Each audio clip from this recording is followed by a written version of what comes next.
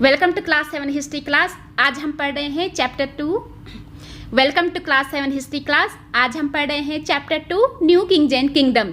तो ये है हमारे वीडियो का थर्ड पार्ट। तो इससे पहले हमने न्यू डायनेस्टीज के राइजअप के बारे में, उनके बीच जो कॉन्फ्लिक्ट होती थी उसके बारे में, साथ ही साथ उनके सामंत और चोल किंगडम के बारे में भी काफ़ी कुछ जाना।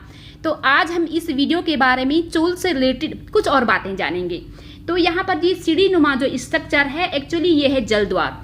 तो इसे बोला जाता है तमिलनाडु में स्लूस गेट। जो ये स्लूस गेट होता है, एक्चुअली होता ये है कि जहाँ पर ये पोंड है या फिर रिवर से जब पानी आता था चैनल्स के थ्रू खेतों में, तो खेतों में होती थी क्रॉप्स, तो पानी का फ्लो क्या होता था, तो कभी बहुत तेज होता था तो कभी कम हो जाता था। तो दोनों ही सूरत में ये क्रॉप्स के लिए नुकसान होता है। तो उसी पानी के फ्लो को रेगुलेट करने के लिए इस टाइप की जो सीढ़ी नुमा जो जलद्वार है, स्लूस गेट है, उसका निर्माण कराया जाता था और उसे रखा जाता था। तो ये बनाया जाता था किसी मजबूत लकड़ी से या फिर मेटल से। तो आइए हम आगे पढ़ते हैं। The administration of the empire, क्योंकि हम लोग तो ये जानते ही हैं कि जो चोल वंश का किंगडम था, एम्पायर, वो काफ़ी बड़े साम्राज्य में, काफ़ी बड़े एरिया में फैल चुका था, वो काफ़ी वेल्दी हो चुके थे। तो अब आगे पढ़ते हैं कि जब इतना एम्पायर फैल चुका था तो उसको किस तरीके से ऑर्गेनाइज करते होंगे, व्यवस्थित करते होंगे, तो उसके लिए प्रॉपर एडमिनिस्ट्रेशन की जरूरत थी। तो हुआ ये था कि वहाँ पर कुछ रिच कृषक रहते थे, फेजेंट। ये फेजेंट और फार्मर में डिफरेंस होता है। फार्मर होते हैं थोड़ा उच्च कोटि के किसान और फेजेंट थोड़ा सा उनसे कम आते हैं। लेकिन वहाँ पर ये था कि वो भी काफ़ी रिच थे। वहाँ पर क्या था कि जो सिंचाई व्यवस्था थी, जिसे इरिगेशन एग्रीकल्चर बोला जाता है, तो वो काफ़ी रिच थी। तो जिससे प्रोडक्शन काफ़ी अच्छा होता था, इसलिए वो कृषक जो है काफ़ी प्रॉस्परस थे, मीन्स कि धनी थे। ठीक है, तो उनके सेटलमेंट को बोला जाता था उर। तो उर में क्या करते थे कि वो काफ़ी बड़े एरिया में फैले हुए थे। तो जो उन गांवों के जो लोग थे, उन्होंने आपस में एक बड़ी सी यूनिट बनाई हुई थी। अनेकों जगह बन रखे थे इस तरह के यूनिट। तो एक यूनिट को बोला जाता था नाडू। तो उस नाडू में होते थे वहाँ के कुछ प्रशिक्षित या फिर जो नोबल होते हैं कृषक, उनमें से उनको चूज कर लिया जाता था। तो वो एक क्या होता था कि जो उन लोगों का जो ग्रुप होता है नाडू, और साथ ही साथ उस गाँव के परिषद होते हैं, काउंसिल, परिषद जिसको बोलते हैं, जो कोई स्किलफुल लोग होते हैं, ज़्यादा लर्नड, ज़्यादा एजुकेटेड लोग होते हैं, उनका ग्रुप वो पर्टिकुलर गांव का वो काउंसिल, यानी कि पर्टिकुलर गांव का काउंसिल और साथ ही साथ ये नाडू, ये दोनों मिलकर के वहाँ के एडमिनिस्ट्रेशन को संभालते थे। तो क्या करते थे उसमें कि जैसे कि वहाँ पे न्यायिक व्यवस्था मीन्स कि कहीं लड़ाई झगड़ा हो गए तो उसे सॉल्व करना, फिर वो वहाँ पे शांति बनाए रखना। साथ ही साथ टैक्सेस को कलेक्ट भी वही करते थे, वो नाडू और विलेज परिषद। अब हम आगे पढ़ते हैं कि जो रिच फेजेंट ऑफ द वेला, और वो क्या करते थे कि जो उनका ग्रुप था नाडू का, विलेज परिषद का, तो उनके ऊपर भी एक और ग्रुप था, एक और कृषक, मतलब कि उनका ग्रुप वो था वेला कास्ट के कृषक। तो वो इस काम में काफ़ी ट्रेंड थे, मीन्स कि काफ़ी होशियार थे उस काम में। तो वो क्या करते थे ना कि जो सेंट्रल चो गवर्नमेंट है उसके सुपरविजन में वो चोला कास्ट, सॉरी ये जो वेलाला कास्ट है, वेलाला कास्ट के जो कृषक हैं वो उन नाडू और विलेज परिषद पे अपना कंट्रोल रखते थे। यानी कि पहले वो काम करते थे, फिर इसके बाद इनका वो जो कुछ भी करते थे वो इनको बताते थे। तो वेला कास्ट ये काम करता था सेंट्रल चो गवर्नमेंट के सुपरविजन में।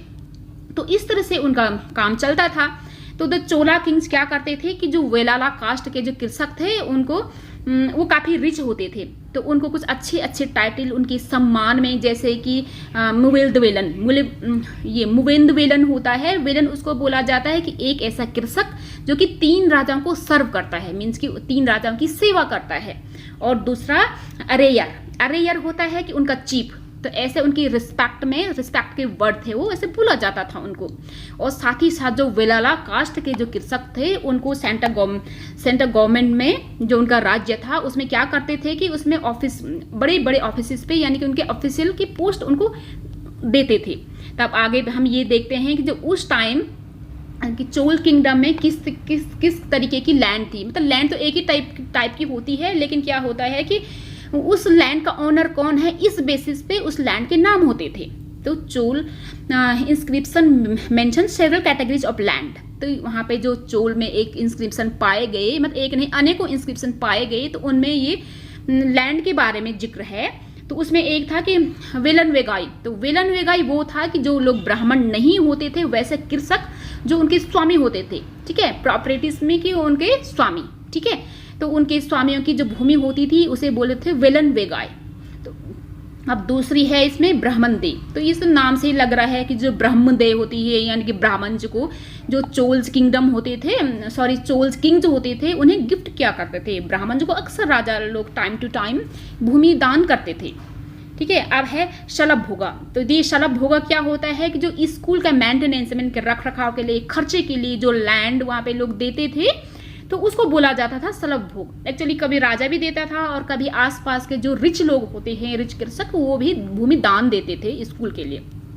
तो अब है इसमें और कैटेगरी है वो है देवदान। देवदान मीन्स कि जहाँ पर टेम्पल्स वगैरह बनाए जाते थे, या फिर उसको बोलते हैं कि तिरुनमटुकनी, ठीक है, ये तिरुनमटुकनी या फिर जो देवदान है वो उसमें टेम्पल बनते थे, ठीक है। अब एक और है पलीछंदम। तो ये पलीछंदम वैसी है कि वहाँ पर एक जैन इंस्टीट्यूशन था। इंस्टीट्यूशन में कि बड़ी बड़ी संस्थान होते हैं जैन लोगों के लिए, उनको बनाने के लिए लोग अपनी लैंड को डोनेट करते थे, ठीक है, बड़े बड़े इंस्टीट्यूशन।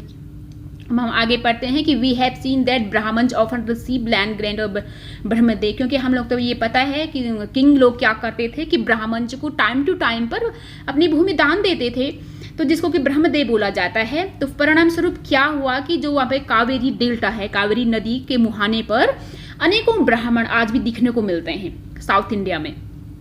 अब देखते हैं कि ईच ब्राह्मण जो उनकी जमीन थी ना ब्राह्मणों की, तो ब्राह्मण दे वॉज लुक्ड आफ्टर, तो उनकी देखभाल भी जरूरत थी। एक्चुअली अभी आपने स्टार्टिंग में चैप्टर के आपको याद होगा कि जब वो जमीन देते थे तो चारों तरफ वो एम्बैंकमेंट करते थे, तो उसके अंदर जो मेंशन किया रहता था कि वहाँ पे चरवाहा है, गांव है, लैंड है, खुला मैदान है, इस तरीके से मीन्स कि वो काफ़ी बड़े एरिया में फैला हुआ जमीन होता था, तो उसको भी लुक आफ्टर की जरूरत पड़ती थी, मीन्स की देखभाल की जरूरत पड़ती थी उस जमीन को। तो वो लोग क्या करते थे कि जो ब्राह्मण के जो लैंड होल्डर्स थे, मीन्स कि उनके स्वामी, तो उनके स्वामी जो प्रमुख होते थे उनमें तो उनकी सभा होती थी यानी कि असेंबली होती थी, तो वही उस ब्रह्मदेय की क्या करते थे, रक्षा करते थे। मतलब अनेकों ब्राह्मणों की भूमि होगी, सब इकट्ठे होगी, तो सब मिलकर के उनकी असेंबली थी, तो वो लोग उनकी रक्षा करते थे। तो फिर क्या होता था कि जो उनकी असेंबली होती थी उनका वर्क काफ़ी एफिशिएंटली एकदम अच्छी तरीके से वो अपना काम करते थे। तो जो उनका डिसीजन होता था वो इस बात से पता चलता है कि इंस्क्रिप्शन में जो कि मंदिरों की दीवारों में जो पत्थरों से बने हुए उनमें लिखवाए गए थे, तो इससे पता चलता है कि उनके काम काज करने का तरीका। तो एसोसिएशन ऑफ ट्रेडर्स तो क्या होता था कि टाउन में क्या होते थे कि टाउन में तो सबको पता है कि वहाँ पर तो ट्रेडर्स यानी कि व्यवसायी लोग रहते हैं, तो उनको व्यवसायी लोगों का जो वहाँ पे संगठन था उसे बोलते थे नगरम। तो वो लोग क्या करते थे कि टाउन की जो एडमिनिस्ट्रेशन व्यवस्था होती है उसे वही ऑर्गेनाइज करते थे, ठीक है। अब हम आगे पढ़ते हैं इंस्क्रिप्शन फ्रॉम। अब इसमें क्या था कि एक वहाँ पे तमिलनाडु में एक क्या है कि चिंगलेपुट नाम का डिस्ट्रिक्ट है, और वहाँ से है उरेरे मेरूर।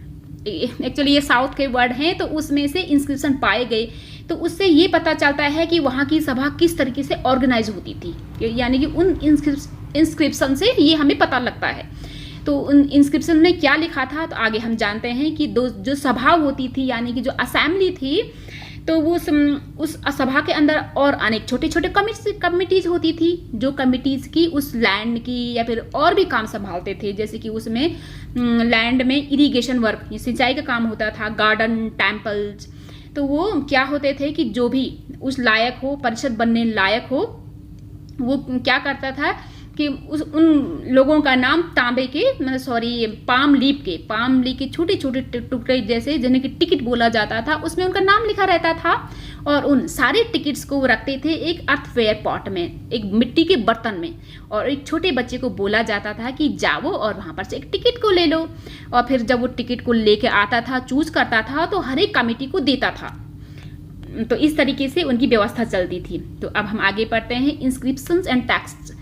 तो इंस्क्रिप्शन मीन्स कि जो वो होते हैं लोहे या फिर किसी मेटल या फिर पत्थर पे लिखे गए कुछ वर्ड्स होते हैं, उन्हें इंस्क्रिप्शन बोले जाते हैं, और टेक्स्ट मीन्स होते हैं कि वर्ड्स। तो who could be the member of सभा, तो हमारे मन में एक क्वेश्चन आ सकता है कि सभा के मेंबर आखिर किसको होना चाहिए। तो वहां पर ये इंस्क्रिप्शन में बताया गया है कि उनकी क्वालिटीज की, उस इंसान के अंदर वो क्वालिटीज होनी चाहिए जिससे कि असेंबली का मेंबर बनना है।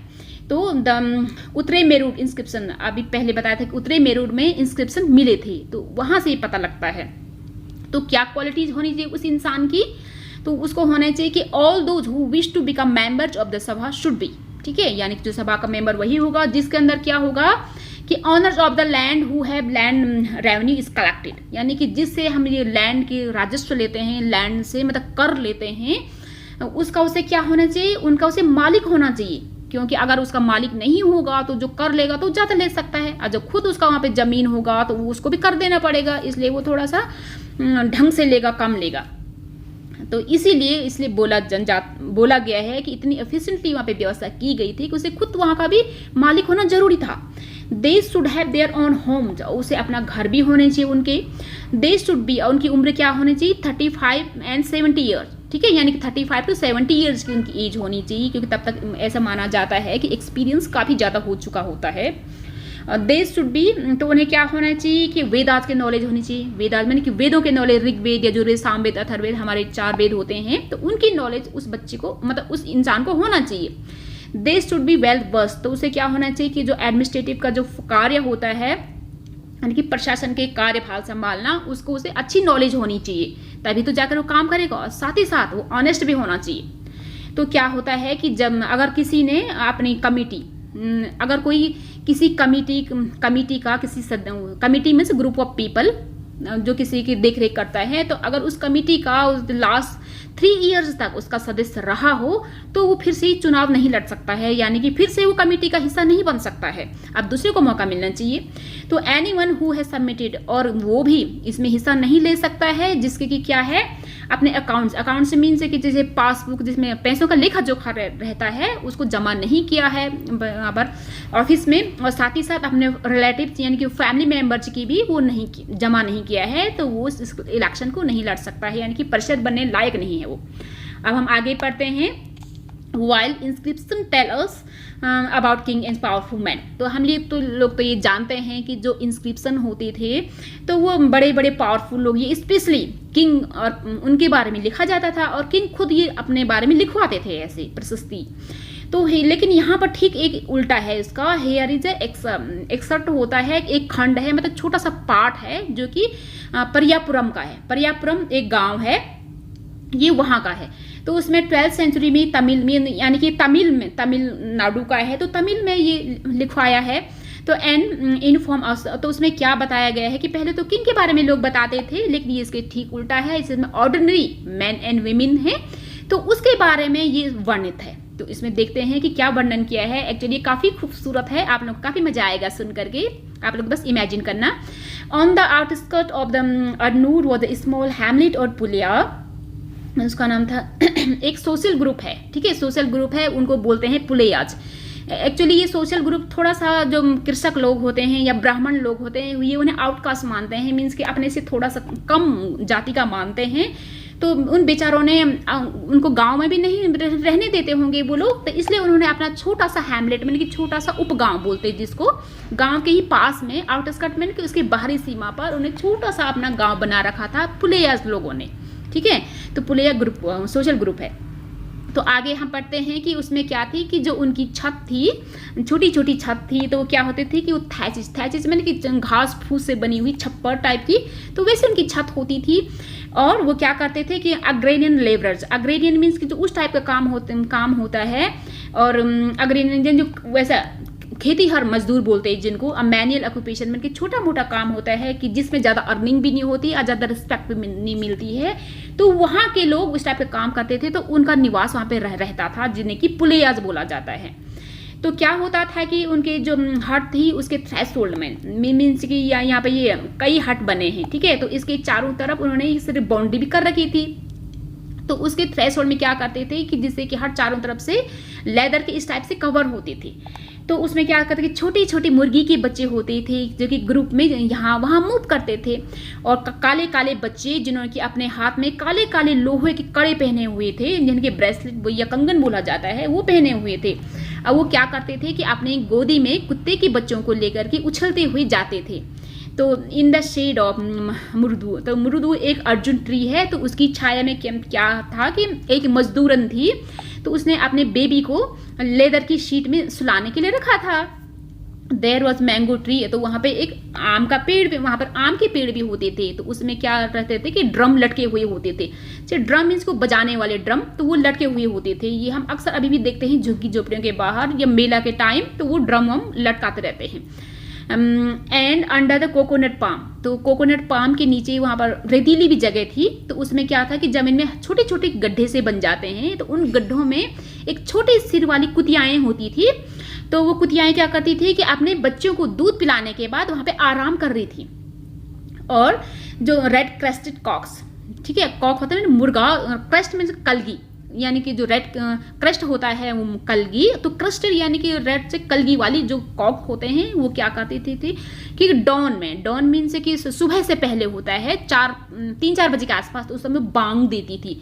अब बांग दे करके वो क्या बताना चाहती थी कि जो ब्राउनी पुलेयर मीन कि जो उनका कोई मजदूर पुलेयर्स को वंश था, तो उसमें से किसी एक आदमी के लिए जो कि हट्टा कट्टा उसको उठाने के लिए वो बांग देती थी, वो बांग देता था वो कॉक कि अपने डेली वर्क पे जाओ, ठीक है।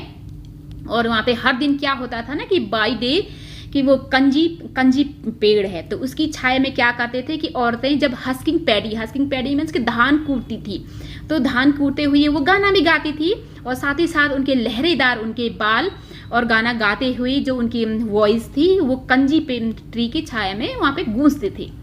तो कितना सुंदर है ना। तो अब हम आगे पढ़ते हैं। China under the Tang dynasty, ये तांग डायनेस्टी है यानी कि तांग वंश राजवंश है, तो उस जमाने का चीन, उस जमाने का चीन कैसा था, तो चीन कैसा था, बहुत गंदा।